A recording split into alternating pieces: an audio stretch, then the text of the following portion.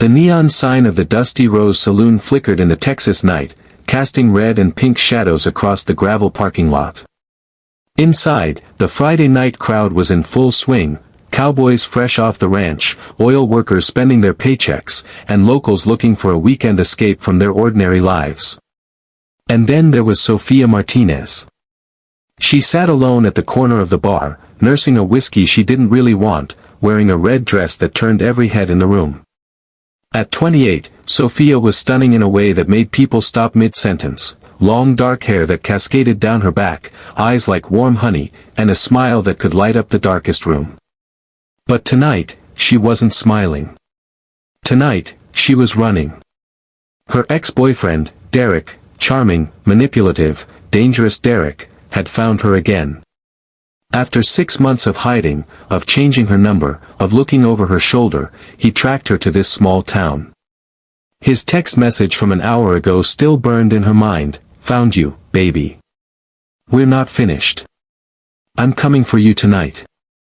Sophia had grabbed her purse and run to the most public place she could think of, hoping that crowds meant safety. But now, watching the door, she realized her mistake. Derek wasn't afraid of crowds. He was afraid of nothing. The bartender, an older woman named Ruth, leaned across the bar. "Honey, you've been staring at that door like you're expecting the devil himself. You in some kind of trouble?" Before Sophia could answer, the saloon doors swung open. But it wasn't Derek. Two men, no, two giants, ducked through the doorway, their heads nearly scraping the frame. They were identical in every way, at least 8 feet tall, shoulders broad enough to block out the light, wearing matching black Stetsons and worn leather jackets. Their boots thundered against the wooden floor as they entered, and the entire saloon went silent. Conversations died mid-word. Pool cues froze mid-strike. Even the jukebox seemed to quiet, as if the music itself was intimidated. The twins surveyed the room with careful, practiced eyes, the kind of awareness that came from a lifetime of being stared at, feared, misunderstood. Their faces were ruggedly handsome beneath their hats, with strong jaws, deep-set eyes, and expressions that revealed nothing. One of them, the one with a small scar above his right eyebrow, locked eyes with Sophia across the room, and something passed between them. Recognition, maybe. Or destiny. They walked toward the bar, and the crowd parted like the Red Sea. No one wanted to be in their path. No one wanted to risk accidental contact with men who looked like they could snap a person in half without effort. "2 beers, the scarred twin said to Ruth, his voice surprisingly gentle. "Whatever's cold." Ruth poured without comment, though her hands shook slightly. She'd been tending bar for 30 years and had seen every kind of trouble walk through those doors. These men radiated something different, not danger, exactly, but power. Raw, undeniable power. The other twin noticed Ruth's trembling. "Ma'am, we don't mean to frighten you," he said softly. "We're just passing through, looking for a cold drink and a quiet evening." "You picked the wrong night for quiet," Ruth muttered, glancing at Sophia. "This one here's expecting trouble." Both giants turned to look at Sophia, and she felt the weight of their attention like a physical thing. Up close, they were even more imposing, not just tall but powerfully built, with hands that could palm a basketball like a tennis ball and eyes that held surprising intelligence and kindness. "What kind of trouble?" the scarred one asked, directing his question to Sophia. She shouldn't tell them. They were strangers. This wasn't their problem.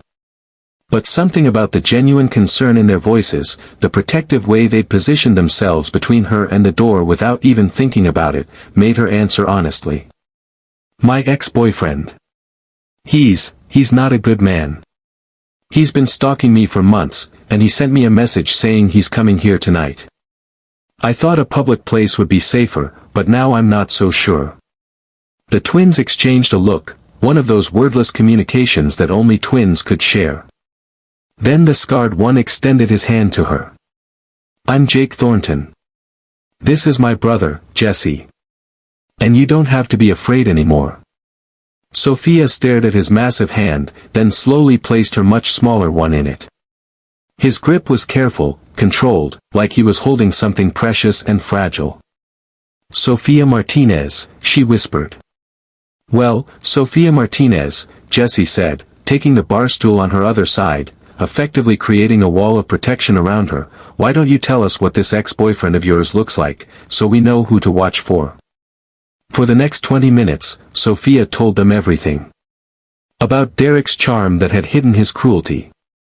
About the first time he'd hit her and sworn it would never happen again. About the escalation, the isolation, the control, the terror. About finally escaping 6 months ago, only to have him hunt her across 3 states. Jake and Jesse listened without interruption, their faces growing darker with each detail. When she finished, Jesse's jaw was clenched so tight she could see the muscle jumping. "Men who hurt women," Jake said quietly, "aren't men at all. Our mama was in a situation like yours once," Jesse added. "Before she had us. A man who thought his fists made him strong. She got away, but it took everything she had. She made us promise that if we ever saw a woman in trouble, we'd help. No questions asked." Sofia felt tears prickling her eyes. "You don't even know me." "Don't need to," Jake said simply. "You need help. We can give it. That's all that matters." The saloon doors burst open. Derek strode in like he owned the place, 6 feet of cocky swagger, expensive boots, a smile that didn't reach his cold eyes. He was handsome in a calculated way, the kind of man who knew his looks opened doors and closed escape routes. His eyes found Sofia immediately, and his smile widened. "There you are, baby. I've been looking everywhere for you." Sofia's entire body tensed. Her hand instinctively reached for Jake's arm, gripping it like a lifeline. She felt both twins shift slightly, angling their bodies to shield her. Derek's smile faltered as he took in the giants flanking Sofia. "Who the hell are you two?" "Friends of Sofia's," Jesse said evenly. "Friends?" Derek laughed, but there was an edge to it. "Sofia doesn't have friends. She has me. Now step aside so I can talk to my girlfriend." "Ex-girlfriend," Sofia said, her voice stronger than she felt. "I'm not going anywhere with you, Derek." Derek's charming mask slipped, revealing the ugliness beneath. "The hell you're not. You think you can just leave me? Embarrass me? Make me chase you across the country? You're mine, Sofia. You'll always be mine." He started forward, but Jake stood up. The effect was instantaneous and dramatic. Derek stopped dead, his head tilting back to take in Jake's full height. At 8+ feet tall, Jake towered over Derek by more than 2 feet. Jesse rose as well, and suddenly Derek looked like a child between 2 sequoias. "She said no," Jake stated flatly. "That's the end of the conversation." Derek's face flushed red. "This is none of your business, freak. This is between me and my woman." "Watch your mouth," Jesse warned, his voice dropping to a dangerous rumble. The entire saloon was watching now, the tension so thick you could cut it with a knife. Derek's hand moved toward his belt, and Sofia saw the flash of metal. He had a gun tucked into his waistband. "Derek, don't," she cried out. But Derek was beyond reason, beyond thinking. His ego and rage had taken over. He pulled the gun, pointing it at Jake. "I said step aside." The room erupted in gasps and screams. People dove for cover. Ruth reached for the phone to call the sheriff. But Jake didn't flinch. Neither did Jesse. They simply stood there, these 2 giants, placing themselves between Sofia and the gun without hesitation. Protecting her with their own bodies. "You're going to shoot us in front of 40 witnesses?" Jake asked calmly. "Over a woman who doesn't want you? That's your play?" "I'll do whatever it takes." Derek shouted, his hand shaking. "She belongs to me." "She belongs to herself," Jesse said quietly. "And you're about to make the biggest mistake of your life." For a long moment, time 3 hours later, after statements had been given and paperwork had been filed, Sophia found herself sitting in a booth at the 24-hour diner across from the sheriff's office, flanked once again by Jake and Jesse Thornton. The adrenaline had faded, leaving her exhausted and emotionally raw. But she was also filled with a strange, bubbling joy, the kind that comes from surviving something terrible and realizing you're finally, truly free. "You should eat something," Jesse said gently, pushing a menu toward her. "You've been through hell tonight." "I don't even know how to thank you," Sophia said, looking between them. "You could have been killed. Derek had a gun, and you just stood there." Jake shrugged. "Wasn't going to let him hurt you." "But why?" "You don't know me. I'm a complete stranger." "Doesn't matter," Jesse said simply. It was the right thing to do. The waitress came by, a young woman who tried hard not to stare at the twins and failed completely. They ordered burgers and fries with practiced ease, clearly accustomed to being gawked at. Sophia noticed how they moved carefully in the booth, conscious of their size, trying not to knock things over or take up too much space. "How long have you been running from him?" Jake asked after the waitress left. 6 months. I left everything, my job, my apartment, my friends. Started over in 3 different cities before ending up here. I thought I'd finally lost him." Sophia's voice cracked. "I was so stupid to think I could escape." "You're not stupid," Jesse said firmly. "You're brave. You left. That's the hardest part. He said he'd never let me go. That I belonged to him." Fresh tears spilled down Sophia's cheeks. "For a while, I actually believed it." Jake reached across the table and gently took her hand. His massive hand completely engulfed hers, warm and solid and safe. "You don't belong to anyone but yourself. No man has the right to claim ownership of a woman. That's not love, that's prison. Our daddy tried that with our mama once," Jesse said quietly. "Before we were born. Tried to control her, isolate her, make her think she was nothing without him. She left him, 9 months pregnant with us twins. Raised us alone, worked 3 jobs, never looked back. She taught us that real strength isn't about controlling people weaker than you, it's about protecting them. Using what you have to make the world safer." Sophia looked at these 2 gentle giants, understanding washing over her. "That's why you're like this. Why you're so careful. So kind." "We're big," Jake said with a slight smile. "We've been big our whole lives. We learned early that we had a choice, be the monsters people feared, or prove them wrong. Every single day, we choose to prove them wrong." The food arrived, and they ate in comfortable silence for a while. Sophia watched the twins navigate the regular-sized diner booth, their knees bumping the table, their elbows carefully tucked in. They moved with a consciousness of space that spoke of a lifetime of not quite fitting. "Can I ask you something personal?" Sophia ventured. "Shoot," Jesse said. "Do you ever? I mean, have you ever?" She struggled to find the right words. "Have you ever had anyone look at you without fear? Without treating you like you're dangerous?" The twins exchanged a glance, and something sad passed between them. "Our mama did," Jake said finally. "Some kids when we were young, before they learned to be afraid. A few good people here and there over the years. But mostly?" Jesse added. "No. Mostly people see our size and assume the worst. We've been kicked out of more places than we can count. Had the police called on us for looking threatening. Lost jobs because customers complained. It's just how it is."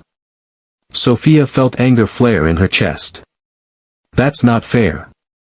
Neither is a man who thinks he owns a woman just because he's stronger," Jake said. "Life's not fair.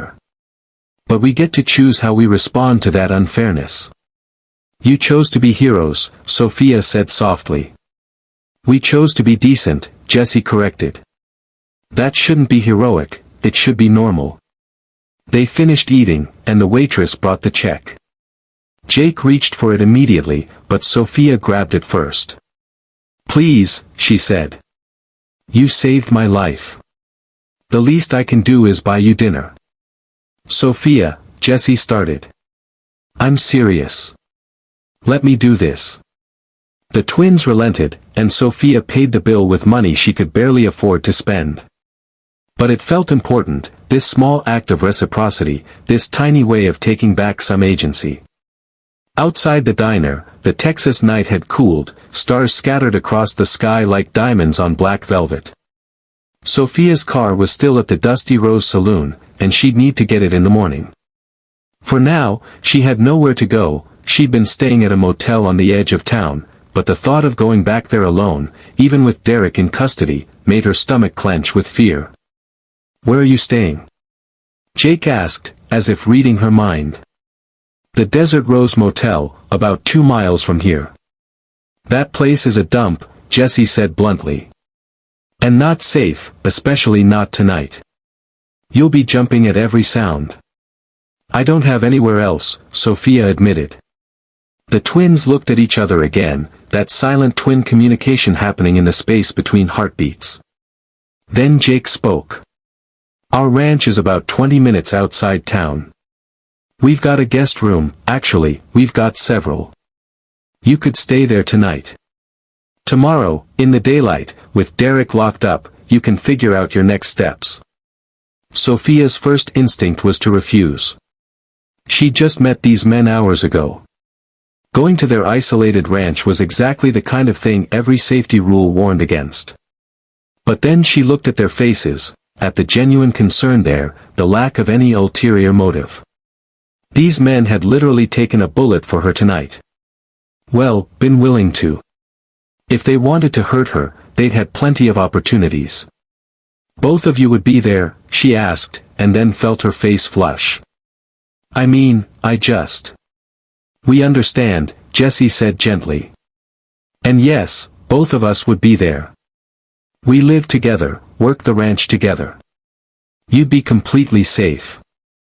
Plus," Jake added with a slight grin, "if you stayed at that motel and something happened because we let you go there alone, we'd never forgive ourselves. Our mama raised us better than that." Sophia made a decision that felt simultaneously reckless and completely right. "Okay. Yes. Thank you."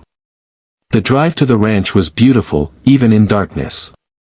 The road wound through hills painted silver by moonlight, past scrub brush and Joshua trees, into terrain that felt primordial and untouched. The twins' pickup truck, custom-built to accommodate their size, rumbled along with comfortable confidence.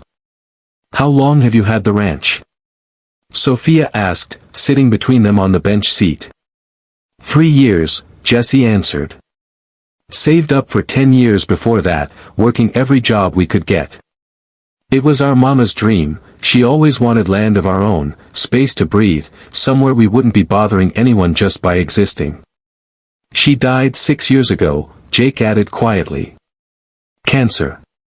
She never got to see this place, but we think she would have loved it." "I think she would have been proud of you," Sophia said.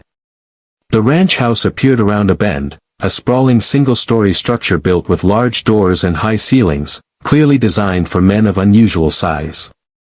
Warm lights glowed from the windows, and several horses grazed in a nearby corral, their coats gleaming in the moonlight. Inside, the house was surprisingly cozy. The furniture was oversized but comfortable, the walls decorated with photographs, mostly of a beautiful older woman who had to be their mother, and the kind of simple ranch decor that spoke of function over fashion. "Guest room is down this hall," Jake said, leading Sophia through the house. "Bathroom's right next door. Fresh towels in the closet. Help yourself to anything in the kitchen if you get hungry." The room was simple but clean, with a comfortable-looking bed and windows that overlooked the moonlit property. It felt safe in a way Sophia hadn't felt in months. "I don't know how to thank you," she said again, standing in the doorway with both twins looking down at her with concern. "Just get some rest," Jesse said. "Tomorrow we'll figure everything else out." But as they turned to leave, Sophia's voice stopped them. Wait.